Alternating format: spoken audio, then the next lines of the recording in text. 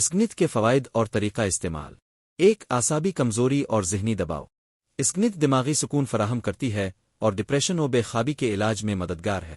طریقہ استعمال: 1 چمچ اسکنت سفوف دودھ شہد کے ساتھ روزانہ استعمال کرے۔ 2 جسمانی طاقت اور مردانہ کمزوری۔ جسم کو توانائی بخشتی ہے اور قوت میں اضافہ کرتی ہے۔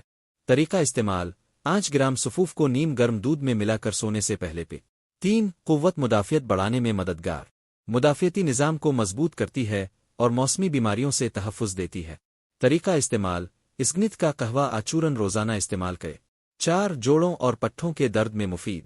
اس کے تیل سے مالش کرنے سے جوڑوں کے درد اور ورم میں آرام ملتا ہے۔ طریقہ استعمال: اسکنت کے پاؤڈر کو تیل میں ملا کر جوڑوں پر لگائے۔ 5 شوگر اور بلڈ پریشر میں فائدہ مند۔ شوگر کے مریضوں کے لیے مفید ہے اور بلڈ پریشر کو متوازن رکھتی ہے۔